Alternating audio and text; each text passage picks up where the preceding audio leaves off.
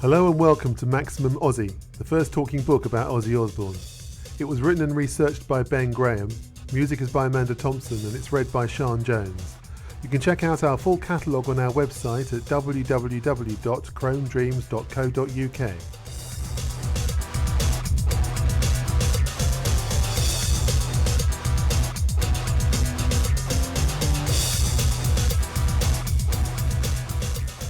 My first job from leaving school was I got a job in a factory fixing car seat slides, making those up on an assembly line. Then I had a job tuning car horns. Then I had a job slaughtering animals. Then I had a job in a mortuary for a short while, being a porter. And then I started to play rock and roll, you know. Hard rock or heavy metal has never been fashionable, but it has endured. While other genres of music have gone in and out of style, enjoying their brief vogue in the press and among those who pride themselves on following trends, metal has survived as a grassroots phenomenon. Often scorned by London's cosmopolitan hipsters, its true home in Britain has always been the small towns and industrial cities of the North and Midlands. It's a primal music, loud and extreme, that appeals to those who feel the need for some escapism from their dead-end jobs or from the dole, and who desperately need an outlet for their sense of frustration, rage, disappointment and alienation. It's for those who value good musicianship and raw emotion over manufactured pop bands and music paper hype, and at bottom, it's music for those who want to rock. Not for those who want to pose around or merely be seen to be listening to the latest thing, but for those who genuinely don't care what anyone else thinks, who just want to let rip, have some fun and let their hair down. Broadly speaking, heavy metal can be said to have been invented by three British bands, all emerging at the end of the 60s. Led Zeppelin, Deep Purple and Black Sabbath. Yet while Zepp and Purple featured experienced session men and musicians who had already done time on London's mod, beat and R&B scenes, and who were a clear development from the progressive blues boom epitomised by the likes of Free and Cream, Sabbath were the real deal. They were pure metal. Four working-class lads straight out of Birmingham, they were never as flash or pretentious as their contemporaries. From the start, their appeal was that they were just the same as their fans. Not distant rock gods like Ritchie Blackmore or Jimmy Page. Talented musicians, certainly, and ones who definitely had a sense of the theatrical. Black Sabbath came up with many of the trappings that have defined heavy metal ever since. An aura of darkness and power, a lyrical obsession with death, religion, insanity and war, and imagery that draws on the horrific and fantastical, all played at extreme volume. Yet they always made it clear that it was just an image, that behind the lights and the smoke they were just the same as you and I.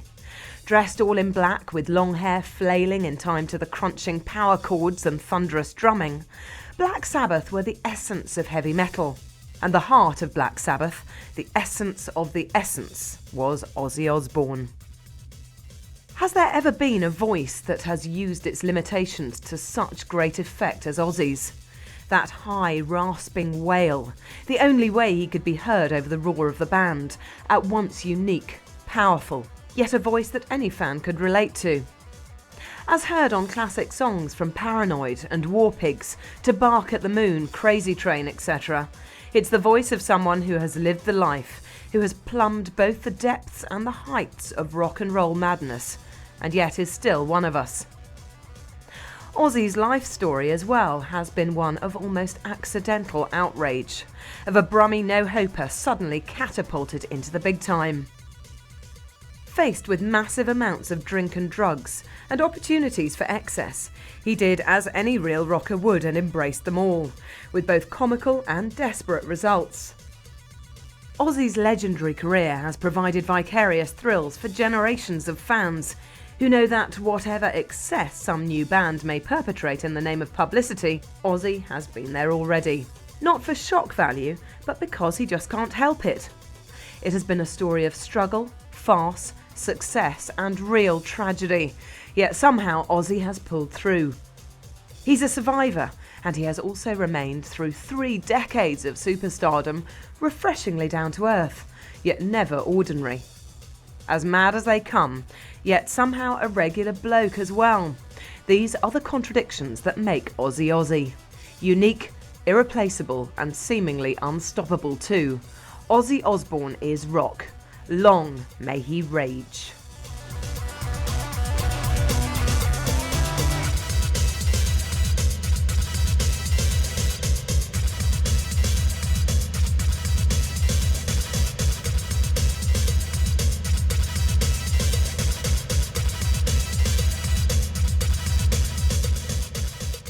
I always thought I'd be a thief or something, I always thought I'd like rob the banks, and all that, I'd be like Bonnie and Clyde. As a kid I was always a kind of, I was always rebellious. I would always do the opposite to what anybody ever told me to do.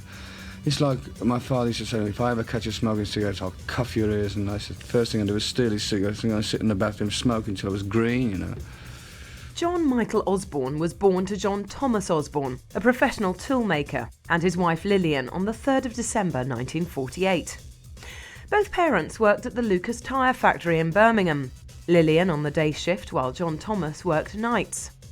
John Jr., nicknamed Ozzy at school, grew up with 3 elder sisters, Jean, Iris and Gillian, and 2 younger brothers, Paul and Tony, at 14 Lodge Road, Aston, just outside of Birmingham itself. As it was for many others, life was hard and money was tight. Ozzy later recalled that through the whole of his childhood he barely had any clothes. Just 1 shirt, 1 pair of trousers and 1 jacket. All 6 children slept together in the same bed, and their house had not only the then common outside toilet, but no indoor plumbing whatsoever. There was constant fighting in the family, usually over the lack of money, and Ozzy soon learnt to escape into his own imagination. Ozzy's struggles were compounded by the fact that he suffered from attention deficit disorder and extreme dyslexia, which was virtually unheard of at the time and went undiagnosed.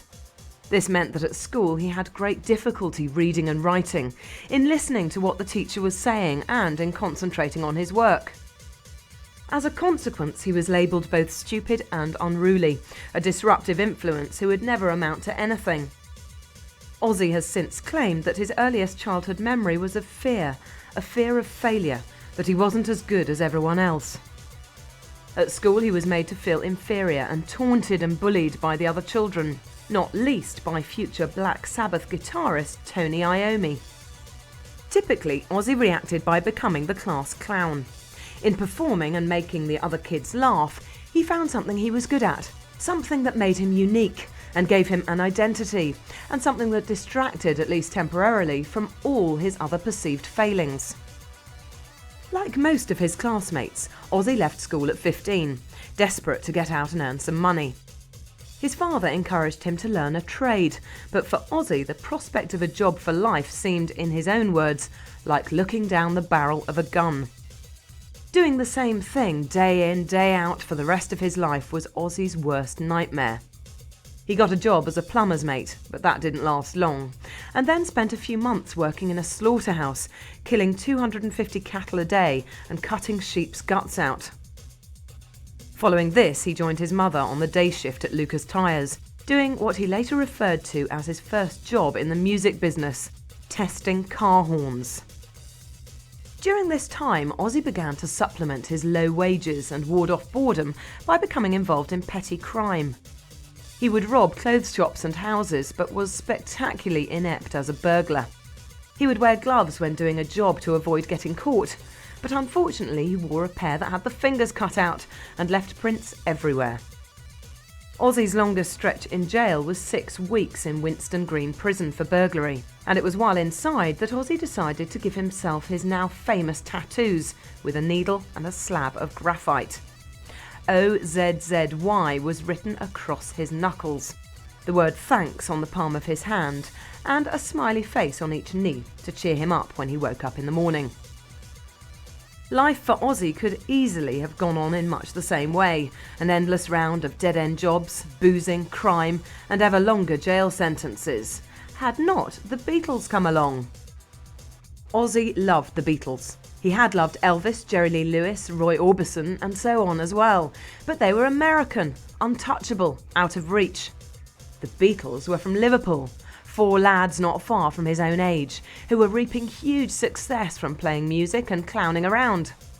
The pivotal moment came when the band appeared on Thank Your Lucky Stars, which was filmed at the Alpha Television Studios in Birmingham. Ozzy went along, but found he couldn't get anywhere near the place. From about a mile away, the streets were blocked with screaming, hysterical girls, pop fans, journalists and police. The atmosphere, the unbelievable excitement the Beatles had generated in his dull, stultifying hometown of Birmingham changed Ozzy's life. If this was possible, then this was what he wanted to do. He loved the music, but he loved the transforming sense of occasion, of theatre just as much. Love, adulation, respect, money, girls, unlimited possibilities. Ozzy Osbourne knew what he was going to do with his life. He was going to become a rock star.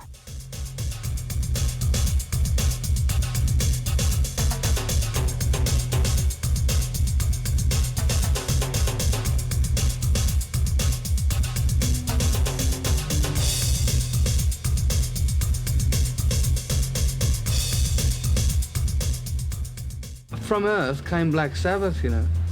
I mean, Earth, as the name Earth, you'd think of like beautiful globe and beautiful peaceful. And the name Black Sabbath is directly opposite, you know. You could hardly have had, with the name Black Sabbath, a boy and a girl kissing on the front album still, I suppose, you know. So Ozzy had made his decision. He was going to pursue a career in music. There was still the small matter of how he was going to go about it. He couldn't play an instrument, had never sung or performed in public, had no money, no connections, nothing to lift him out of the rut of everyday life he felt stuck in. Then, one day, when he was just wandering the streets in search of something to do, Ozzy bumped into an old mate from school who said he was playing in a band. Their name was Approach, and they were still looking for a singer. Ozzy grasped the nettle immediately. "I'm a singer," he said, and convinced his mate to let him come along to the band's next rehearsal. Approach played fairly standard R&B, which Ozzy already knew wasn't his thing, but screaming along to the beat at their rehearsal sessions, Ozzy convinced himself that he could make a passable singer and frontman of sorts, given the right band behind him. Ozzy didn't stay long with Approach, being still too nervous to actually sing live with them, but managed to talk his dad into loaning him the money to buy his own microphone and PA. He then joined up with a band called Music Machine, who lasted long enough for Ozzy to play his first gig at the local fire station. Performing to 4 fire buckets and a bunch of drunken firemen, he was so nervous he almost passed out when he walked into the room, but survived the ordeal. He could play live too. Terry Butler was a year younger than Ozzy, but the two had known each other since school days. Nicknamed Geezer, Butler too had started playing in bands, in his case as bass guitarist. Tired also of trying to fit in with existing groups, it was perhaps inevitable that the pair would hook up and form their own band. Their first attempt went by the name of Rare Breed, but after a few shows it became obvious that they weren't going anywhere. In desperation, Ozzy put an ad in the local paper. It ran, "Ozzy Zig, vocalist, requires band, owns own PA." Over on the other side of town, the ad was read with some interest by drummer Bill Ward and guitarist Tony Iommi, whose band Mythology had just split up after they were busted in Carlisle for smoking marijuana. Ozzy Zig, wondered Tony. I only ever knew one Ozzy, and that was this weedy little kid I used to beat up in the playground when we were at school. Surely it can't be the same one. Out of curiosity, they answered the ad, and lo and behold, it was indeed the same Ozzy. Not only that, but he could actually sing, and he happened to know a bass player as well, and all 4 musicians found they shared a taste for heavy, blues-based rock. And so it was that they formed the short-lived Polka Tulk, named after a talcum powder that Ozzy found in a bathroom. Polka Tulk were actually a 6-piece, playing blues and jazz with an increasingly hard edge, which the 2 other members weren't so keen on. When they left, the remaining quartet changed their name to Earth, becoming heavier still and much less jazz-influenced. Earth worked the live circuit hard.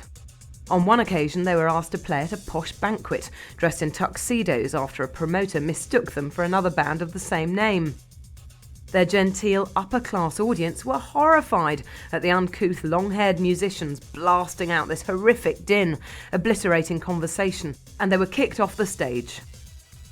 Nevertheless, Earth continued to tour, practically living in their beat-up old van, penniless and going nowhere.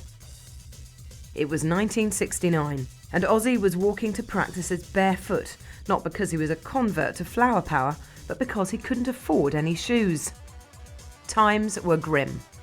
Then one day, Geezer was on his way to rehearsals when he passed a long line of people queuing around the block to get into the cinema. They were all waiting to see a new horror movie that had just opened. Why, Geezer wondered, would people stand out in the cold for hours and pay good money to have the crap scared out of them? There must be something in it, he thought, and on arriving at rehearsals related this to the rest of the band. They were inspired. People liked being scared. They liked horror, blood, witchcraft and spooky darkness presented in a theatrical way. Within weeks, the band had come up with a new sound, a new image and a new name. The name of that very same horror movie all those people had been queuing to see. Black Sabbath. The legend had begun.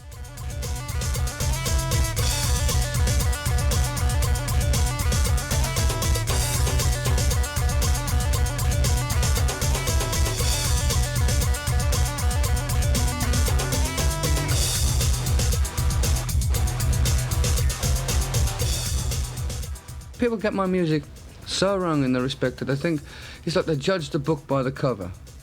If they would only listen to some of my music, I mean, on my first Blizzard of Oz album, I wish some of these so-called people that are putting me down and saying I'm a satanic devil-worshipping twister of minds for kids and all this, would listen to the words of Revelation Mother Earth and just listen to them. Almost immediately after changing their name and adopting their new approach, Black Sabbath began getting more popular and soon acquired a manager, Jim Simpson. Simpson was a jazz fan, and Black Sabbath recorded a rare 5-song demo LP especially for him, entitled For Jim. On songs like The Rebel and Song for Jim, Iommi can be heard playing Wes Montgomery-style guitar licks over Bill Ward's swishing bebop drums, the only known example of Sabbath playing in this style, yet an early indication of their versatility as musicians. Contrary to what their detractors claimed, Sabbath could sacrifice volume for subtlety, and were more talented than even their most ardent fans suspected. While working the club circuit, Sabbath became frustrated at the amount of people who ignored them and carried on conversations while they played. One night, Ozzy painted himself purple from head to toe in order to attract attention. But when even this failed, they realised that the only thing to do was to play louder, and kept on increasing the volume until people couldn't even hear themselves think, let alone speak. Despite no coverage whatsoever in the music press, Black Sabbath's tireless touring soon led to them building up a loyal audience, and on Friday the 13th of February 1970 they released their debut LP, Black Sabbath, on the prestigious Vertigo label. Recorded in 8 hours on 2 4-track tape recorders, the album nevertheless captured the raw immediacy of the early Sabbath sound. Ozzy couldn't wait to bring the record home and show it to his sceptical father. "Look, Dad, it's me on a piece of plastic," he cried.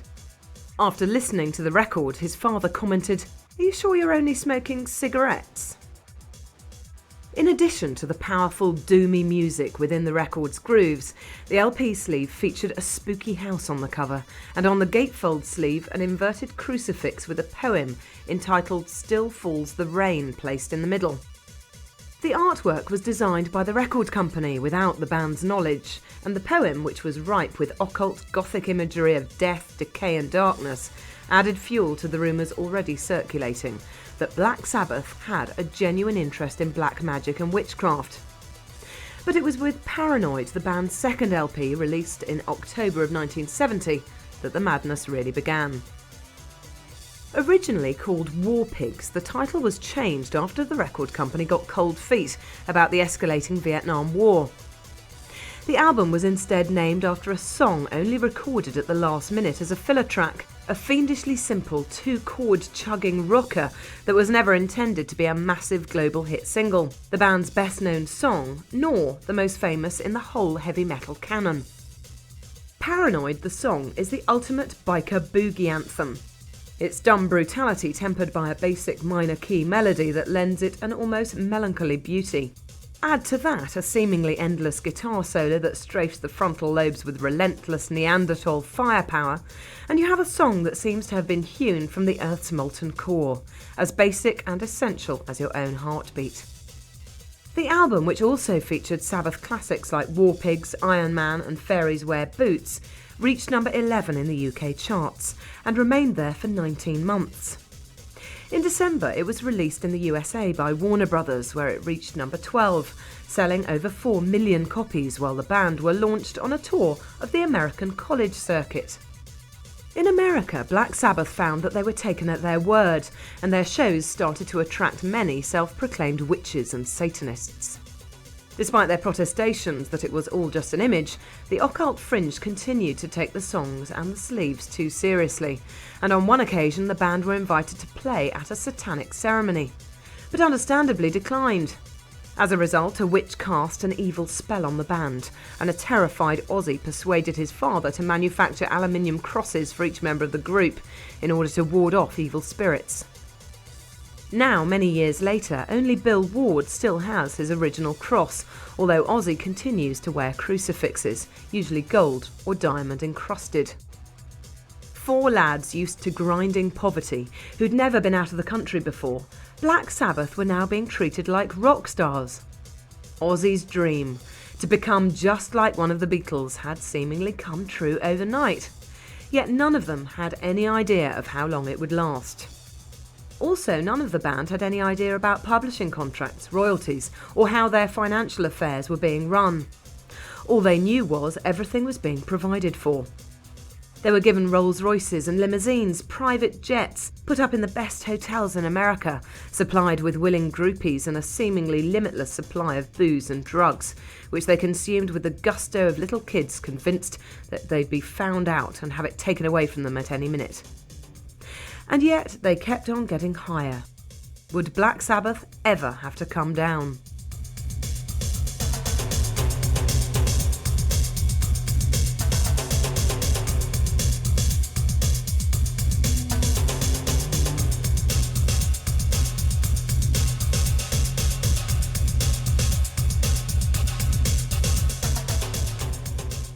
I'm free to do what the hell I like, which is a great feeling. At the end of 1970, Black Sabbath fired their first manager, Jim Simpson, after deciding that he was keeping more than his fair share of their profits. He was replaced by Patrick Meehan and Wilf Pine, who oversaw the release of their next album, 1971's Masters of Reality. The album attracted much controversy, particularly due to the Tony Iommi penned song After Forever, which featured the famous line, "Would you like to see the Pope on the end of a rope? Do you think he's a fool?" Yet far from being satanic, the song is actually about embracing Christianity, Iommi justifying his own faith in the face of all those who sneer at religion, or who simply can't find the time to consider a spiritual outlook. With the lyrics printed on the album's back sleeve, there was no excuse for misunderstanding. Yet inevitably both the band's fans and their detractors saw the song as more evidence that Black Sabbath were in league with the devil. Religious groups picketed Black Sabbath shows and pushed to have them banned, particularly in America, where TV evangelists held up Sabbath as the latest example of the moral degeneracy of youth and rock and roll, and urged that their records be burnt in their hundreds. The lyrics to Paranoid were beginning to sound more and more prophetic, as Black Sabbath were loved and reviled in equal measures. All they wanted to do was to play rock and roll and get out of their heads, but everywhere they went, people either wanted to save their souls, to kill them, or drag them into weird and twisted ceremonies. And the fragile states of their egos was not helped by the massive amounts of alcohol and drugs they were now being exposed to, in particular cocaine. Previously, the band had been drinkers and had smoked the odd joint, but anything else was out of bounds. The change came when the band found themselves on tour with the then huge rock band Mountain. Ozzy was first offered coke by Mountain's lead singer Leslie West, and although he was wary at first, he looked around at the trappings of the band's success — girls, gold jewellery, money, the Learjet — and decided that it couldn't all be bad if you could take it and still achieve all this. From the first sniff, Ozzy was hooked. Cocaine is a drug that makes the user feel supremely confident, sexually attractive, talented and high, at least until it wears off. Then the only thing to do is to take more, in increasing amounts. For someone like Ozzy, struggling with insecurity and low self-esteem since childhood, the drug seemed like a godsend. Finally, he could feel like the invulnerable rock star he was meant to be. He could rise above all his niggling doubts and worries and feel like he was cool at last. The rest of the band were equally vulnerable, and it wasn't long before Black Sabbath had their own dealer accompanying them on tour, following them around with literally a suitcase full of the stuff. The influence of cocaine was evident on the band's next LP, originally titled Snowblind after the drug, but hastily renamed Volume 4 by the record company. The sleeve still includes a thank you to the great Coca-Cola Company of Los Angeles, and the song Snowblind is a blatant tribute to the white powder. Yet the detrimental effects of the drug upon the band's creativity are also obvious, as Volume 4 sounds flat and lifeless compared to its predecessors. Despite this, it reached number 8 on the UK charts and number 13 in the US. In 1971, Ozzy married his first wife, Thelma Mayfair, and adopted Elliot Kingsley, her 5-year-old son, by a previous marriage. Ozzy's first child of his own, Jessica Starshine Osbourne, was born in 1973. In 1974, Black Sabbath released their 5th album, Sabbath Bloody Sabbath, which featured Rick Wakeman on keyboards, and the first Black Sabbath song solely credited to Ozzy, Who Are You? It reached number 4 in the UK and number 11 in America. On April 6, 1974, Black Sabbath played the Cal Jam Festival in Ontario, California, at a day's notice, having not played live for over 6 months, and were paid $1,000 each for their troubles. They later found out, however, that they had actually earned $250,000 for the show, which had gone straight into the pockets of Meehan and Pine. This incident inspired the band to immediately fire their management and make a disastrous attempt at managing themselves, as well as to write the song The Writ on their next album, 1975's Sabotage. By this point, the cracks were definitely beginning to show, and in 1976 the band all took time off, Ozzy relieving his frustrations by shooting all the chickens around his house. He also had another son to take care of, Louis John, later seen on the sleeve of Ozzy's second solo LP, Diary of a Madman. Following the release of a greatest hits album, We Sold Our Souls for Rock and Roll, the band hired Don Arden as a manager, so introducing Ozzy to Don's daughter Sharon for the first time. Black Sabbath's next album, Technical Ecstasy, was a parody of their former greatness and reached number 13 in Britain and number 51 in America. Ozzy was by now permanently out of his head on alcohol and cocaine and barely communicating with the rest of the band, particularly the increasingly dictatorial Tony Iommi. To cap it all, in 1977, Ozzy's father died, and the grief-struck singer announced that he was quitting Sabbath. Iommi, Butler and Ward found a replacement in Dave Walker, formerly of blues band Savoy Brown, but the thought that Sabbath were carrying on without him so incensed Ozzy that he returned, refusing to sing any of the material the rest of the band had written with Walker. The original lineup released one final album, 1978's Never Say Die, which featured the song Junior's Eyes, dedicated by Ozzy to the memory of his father. But shortly afterwards, Ozzy was fired by the rest of the band, citing his alcohol and chemical dependency as the reason. Ex-Rainbow vocalist Ronnie James Dio was hired, and Black Sabbath carried on. But for Ozzy, it seemed, it was all over.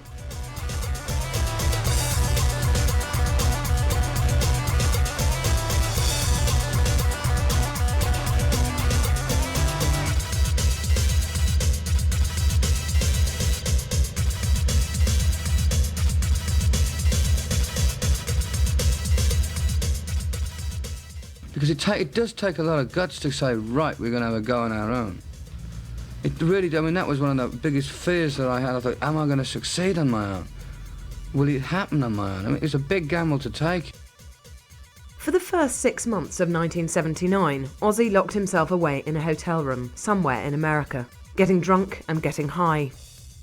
Who knows how long he would have remained in this state had not Sharon Arden come round to collect an old debt on behalf of her father, and seen the pitiful state that the former Black Sabbath vocalist had sunk to.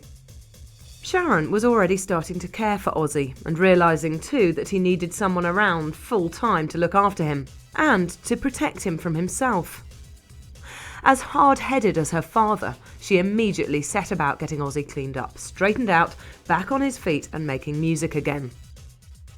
In 1980, partially at the persuading of his daughter, Don Arden decided to let Black Sabbath go and continue managing Ozzy Osbourne. His first job was to put together a new backing band. His first attempt was a short-lived group called Law, which lasted for approximately 2 gigs before Arden hired bassist Bob Daisley and drummer Lee Kerslake, both formerly of Uriah Heep, and the young guitarists out of Quiet Riot, Randy Rhoads. Despite this pedigree, the word in the music industry was that Ozzy was a burnt-out case, a hopeless drug and alcohol casualty, and Arden struggled for months to land the new band a deal, before CBS signed them up for 1 LP. Don and Sharon were keen for Ozzy to make a good impression, and agreed to a big corporate meeting where Ozzy would meet all of the top CBS executives for the first time. They thought that it would be a good idea if Ozzy walked into the boardroom carrying 3 white doves, which he would then release theatrically into the air. Unfortunately, inevitably, Ozzy arrived at the meeting drunk or high, and walked in, sat on a girl's lap, let 2 of the doves go, and then bit the head off the 3rd. The CBS executives were shocked, to say the least, and Ozzy was banned from the building, although the label refrained from dropping him. When the story reached the press, they had a field day, judging Ozzy to be completely insane, while in the US, the Humane Society of America attempted to ban him from ever performing there again. Despite this, Ozzy's first solo album, Blizzard of Oz, was a runaway success, reaching number 7 in the UK and number 21 in America, before going quadruple platinum. The LP was a groundbreaking genre classic, dominated by Randy Rhoads' innovative, influential guitar playing.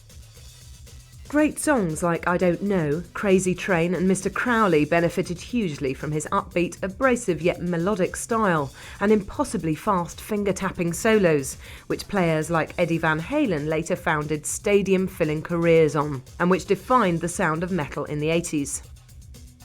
The album also featured the infamous Suicide Solution and the epic ballad Goodbye to Romance, with its Beatlesque horn section at the coda. Post-Sabbath, Ozzy was acknowledging his earliest influences and broadening his range beyond one-dimensional apocalyptic metal, a pattern that would continue on his future solo albums.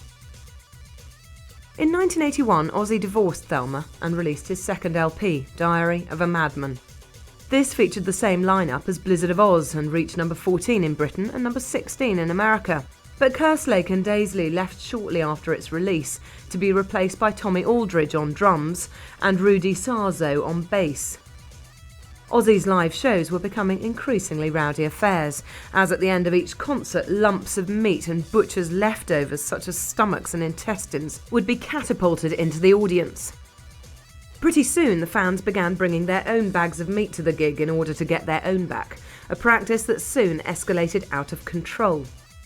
At one American show, a fan was turned away at the door for trying to bring a whole ox's head into the venue. Despite all this, things were looking good for Ozzy, and yet 1982 would prove to be the worst year of his career.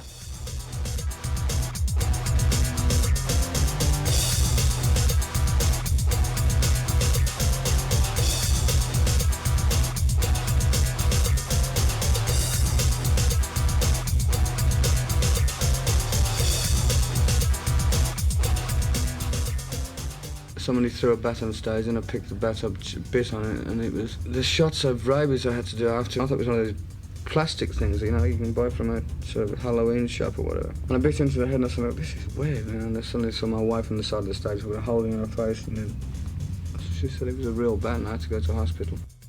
On the 20th of January 1982, at an Ozzy Osbourne concert in Des Moines, Idaho, someone somehow smuggled a live bat into the auditorium and threw it on stage. Momentarily stunned by the lights, the bat lay motionless on the floor, and Ozzy, for whatever reason, assumed it was plastic. So he picked it up and theatrically bit its head off.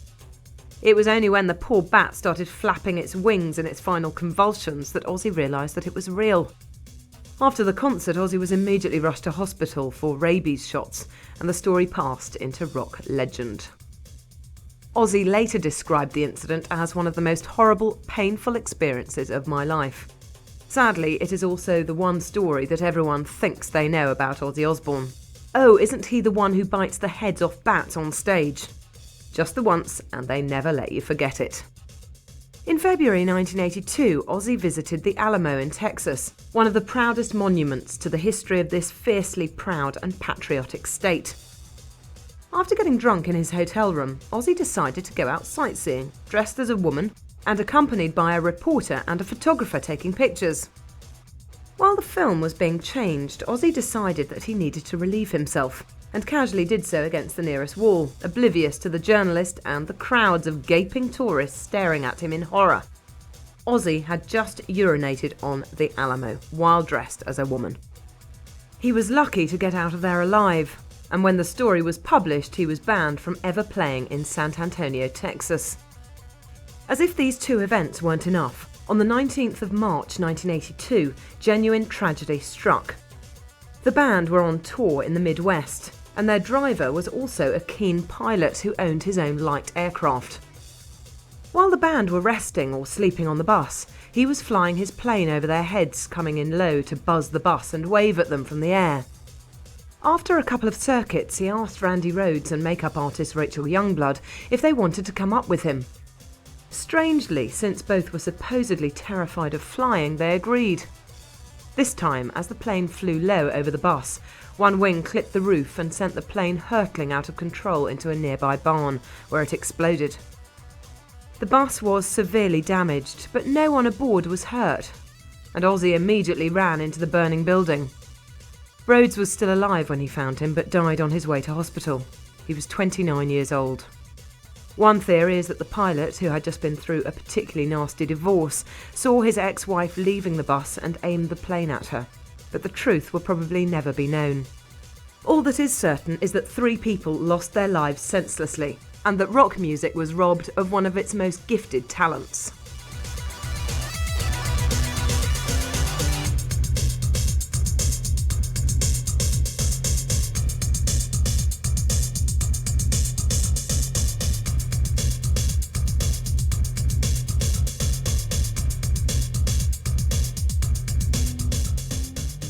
I got very sick when I went to Japan. I got a virus. Plus, I was working for 3 months with 2 broken ribs. I had an accident on stage, and I would just run down, pissed off. Plus, I was very depressed and homesick. I was sick and tired of touring. I wanted to stop.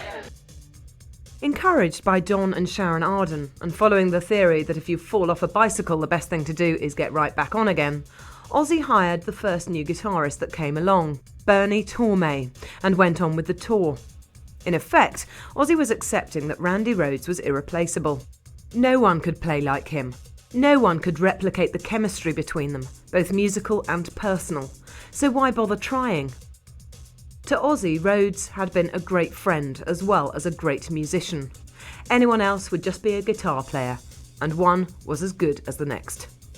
Tormé lasted about 3 weeks before being replaced by Brad Gillis, formerly of Night Ranger.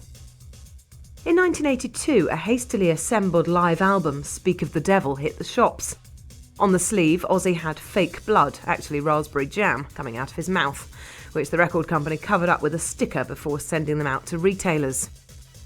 When Ozzy realised this, he had all the stickered copies recalled and sent out again with the sleeve as he intended. The artwork also included mysterious runic lettering on both the outer and inner sleeve, the latter of which translates as a heartfelt tribute to the late Randy Rhoads. 1983 saw Ozzy touring with a shaved head, which many assumed must be a reaction to his rabies shots, or possibly another mark of his grief over Randy Rhoads' death. In fact, it was neither, but a response to the way the stage lighting had reacted to the gels and oils used in his long hair over the years, causing it to become brittle and damaged. Oz simply decided that he'd had enough and shaved the lot off. That year, Ozzy also released another fine studio album, Bark at the Moon, which spawned a hit single in the title track. For the video, Ozzy was decked out in full wolf costume and makeup, which took over 8 hours preparation. On the personnel front, Brad Gillis went back to Night Ranger and was replaced by Jake E. Lee, while Bob Daisley returned on bass, taking over from the departing Rudy Sarzo. Tommy Aldridge left for 2 months, temporarily replaced by the noted session drummer Carmine Appice, before rejoining. Despite some great recordings, however, Ozzy's career seemed to be foundering as he lacked a stable band and his drug and alcohol intake continued unabated. He did manage to marry Sharon Arden on the Hawaiian island of Maui on the 4th of July 1982, American Independence Day. Ozzy claimed that he chose the date so that he'd never be able to forget their anniversary. Tommy Aldridge was his best man, and at the ceremony Ozzy decided he didn't like the Hawaiian band that were playing and so kicked them off, distributing their instruments among his own band. They proceeded to play acoustic versions of Paranoid, Goodbye to Romance and a few old Beatles songs. After the wedding, Sharon Osbourne became not only Ozzy's wife but his manager, buying out his contract from her own father. And in September 1983 she gave Ozzy another baby girl, Amy Rachel. Bad luck, however, continued to dog Ozzy. In 1984 he was forced to cancel 8 American concerts when his throat was pierced by shards of glass from an exploding mirror during a video shoot. And in November of that year he finally checked into the Betty Ford Clinic in a serious attempt to overcome his drug and alcohol addiction. 1985 spectacularly saw the original Black Sabbath lineup reunite to play 3 songs at Live Aid, and at the end of that year Ozzy and Sharon had a son, Jack. But in the first month of 1986, Ozzy and CBS were sued by the parents of Jack McCollum, a teenage boy who had killed himself whilst listening to the song Suicide Solution from Ozzy's debut album The Blizzard of Oz. They alleged that Jack had been influenced by subliminal messages that Ozzy had hidden in the track, urging fans to take their own lives.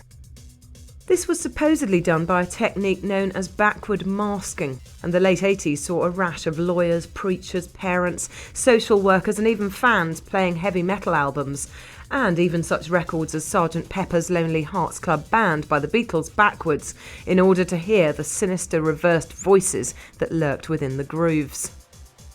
With hindsight, the allegations seem ridiculous, but at the time a significant number of people took backward masking seriously enough for heavy metal to once again be seen as a corrupting force.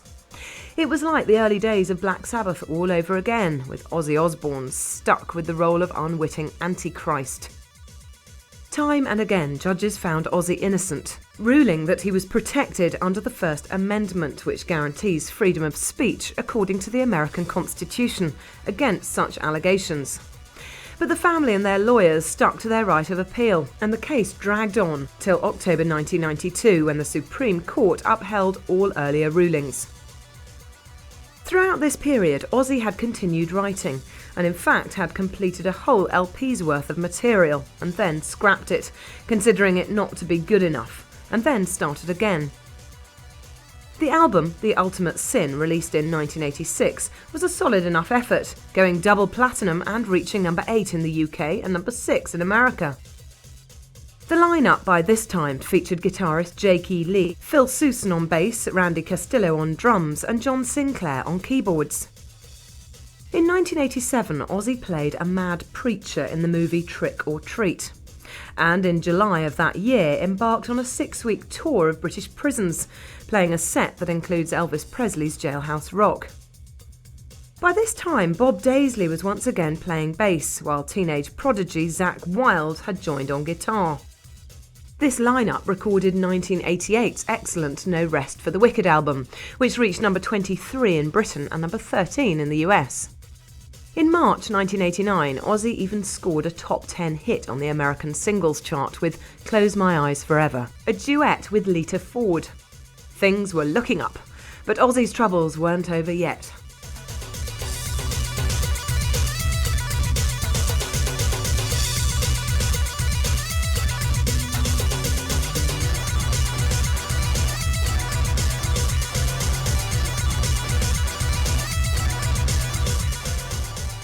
Whenever I've done it screwed up, it's because I'm either half drunk or...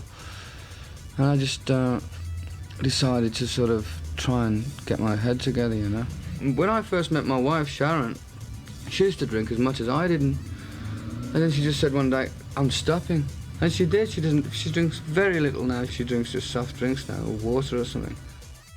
On the 12th of August 1989, Ozzy Osbourne performed at the Moscow Peace Festival alongside Motley Crue, Bon Jovi, The Scorpions and Skid Row.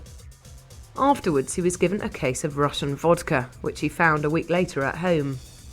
He drank all 4 bottles, and when Sharon arrived at the house, he placed his hands around her neck, saying, "We've decided that you've got to go." He began choking her, but luckily Sharon managed to hit the panic button that triggered the house's alarm system, and the police came to her rescue in time. Ozzy woke up the next morning in jail to be formally charged with the attempted murder of his wife.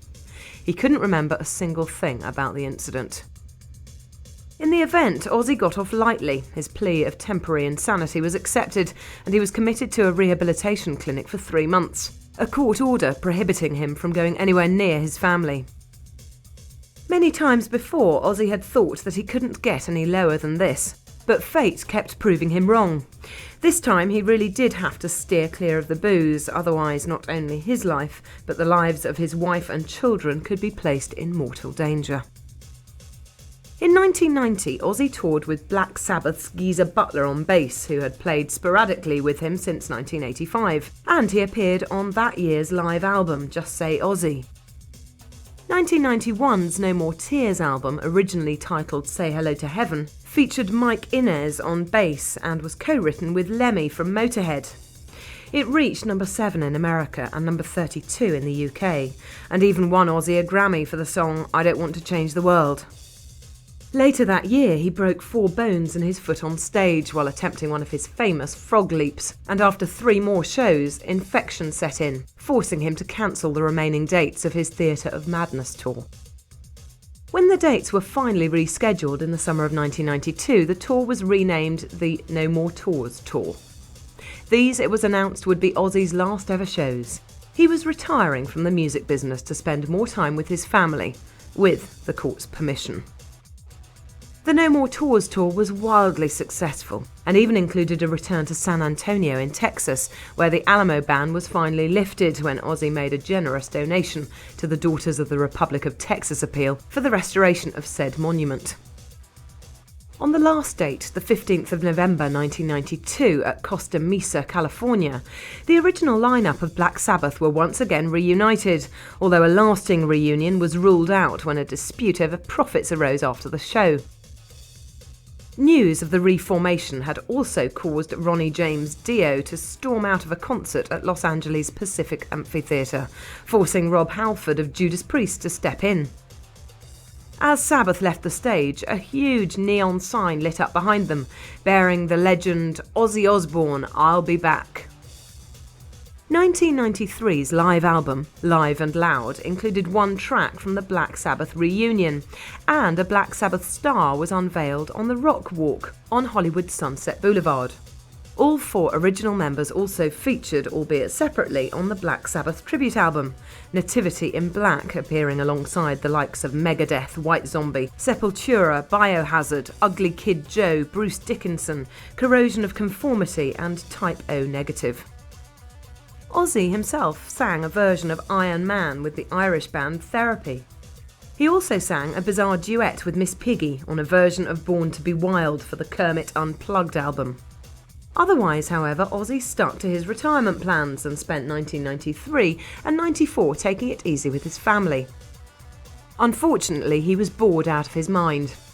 He began writing new songs with Steve Vai, and in 1995 announced his Retirement Sucks tour, beginning in Monterrey, Mexico. The new band featured guitarist Joe Holmes, who had actually been taught to play by Randy Rhoads, alongside Geezer Butler on bass and Randy Castillo on drums. Zakk Wylde rejoined for 1995's Osmosis album. Rick Wakeman once again featured on keyboards 20 years on from Sabbath Bloody Sabbath, and the album was hailed by many as Ozzy's finest work to date. Despite being more popular than ever, however, Ozzy would not release another solo album for 6 years.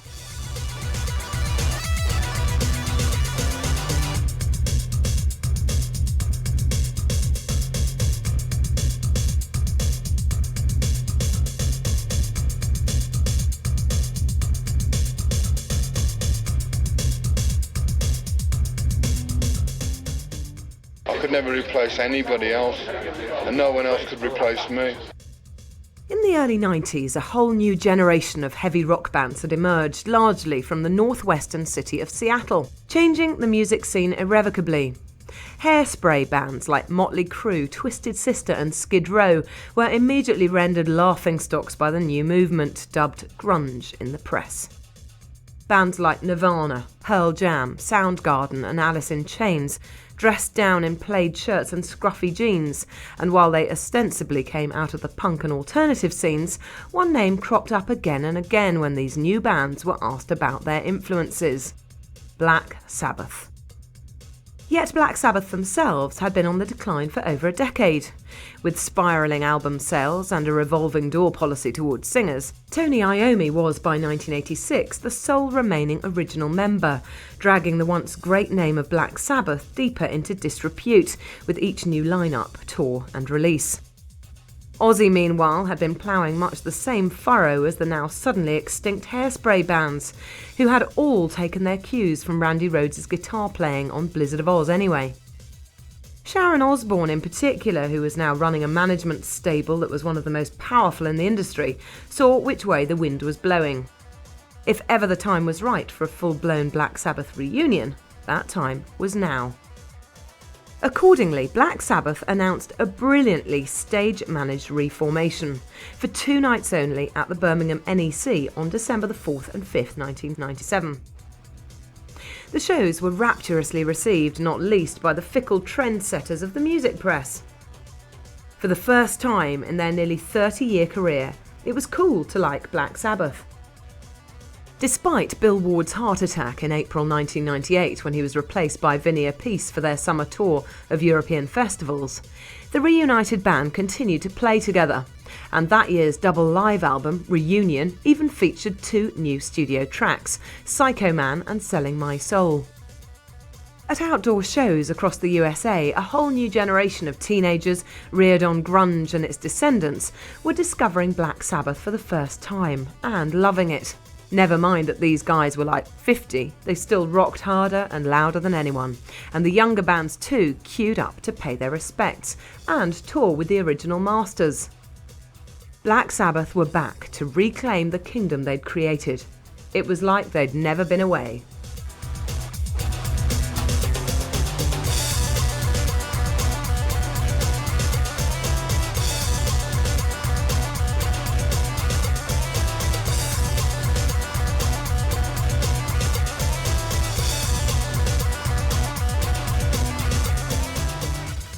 Anybody that makes a record wants success, you know. You don't make a record if you don't want to become a rock and roll star, because, you know, and it's, we went along with it, you know, because we wanted to be stars, we wanted to be rock and roll stars, and so that's what we did.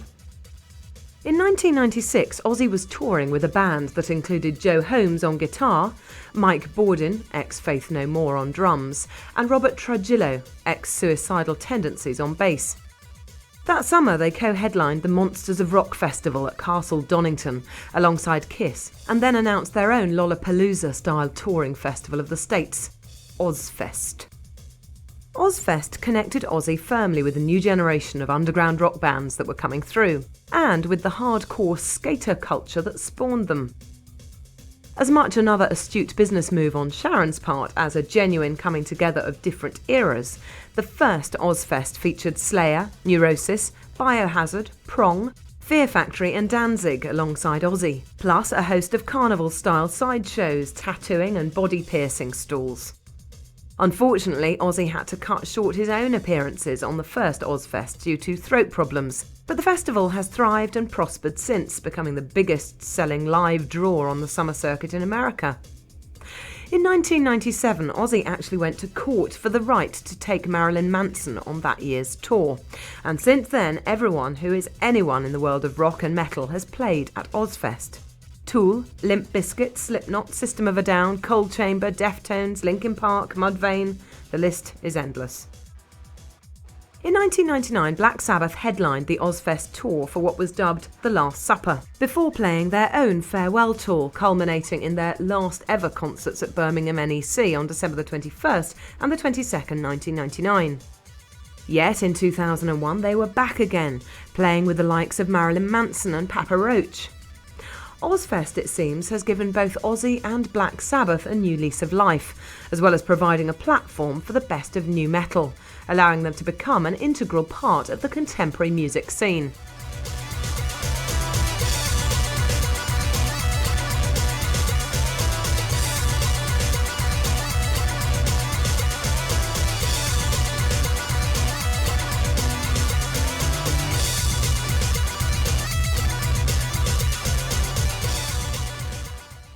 Very surprised to see that I do live a normal existence. People think that I live in a dungeon with fucking vampires and bats, which is not the case. I'm a normal person upstairs. It's just a role that I play. I'm extremely excited by the role that I play. I'm a dual personality. I am John Osbourne. On stage I'm becoming somebody else, you know.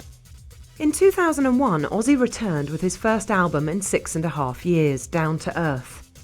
Produced by Tim Palmer, who cut his teeth on British bands like The Mission, it once again featured guitarist Zakk Wylde, who had carved an impressive solo career for himself since Osmosis. Despite Ozzy's connections with the nu metal scene through Ozzfest, Down to Earth was a defiantly old-school triumph. A classic Ozzy pop metal hybrid, the album featured the usual mix of powerful rockers, Gets Me Through, Facing Hell, Black Illusion, and Beatles-influenced ballads Running Out of Time and You Know. Tracks like Junkie and Alive, however, utilised contemporary sounds to disturbing and unsettling effect, while the final track, Can You Hear Them, harked back to classic Black Sabbath. Lyrically, Down to Earth seems to be Ozzy finally coming clean. It's his most vulnerable, honest work to date, as though finally he's purged his demons and has the courage to stand up before us and just be himself. The insecure Birmingham schoolboy has finally stopped acting the clown at 52. A self-confessed alcoholic who is finally off the booze and in better shape than he's been for years, Ozzy admits that he's glued together by medication. If I don't pop pills, I lose it, he's said, and he remains convinced that the damage he's done to both his body and mind over the years will kill him before he reaches a proper old age. Still, when Ozzy looks back over the mistakes he's made, the life he's lived, and the things he's achieved, he has no regrets. Why should he? He's Ozzy.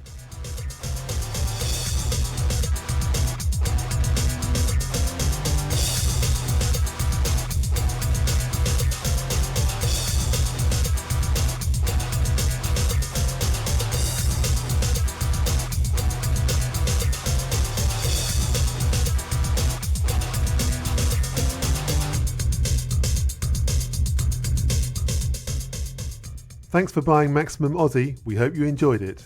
Watch out for further titles on Chrome Dreams coming up soon. If you did enjoy it or have any comments or suggestions, write to us at Chrome Dreams, PO Box 230, New Malden, Surrey, UK, KT36YY, or email on mail@chromedreams.co.uk. Details of our full catalogue are listed on our website at www.chromedreams.co.uk. Thanks again for listening, and goodbye for now.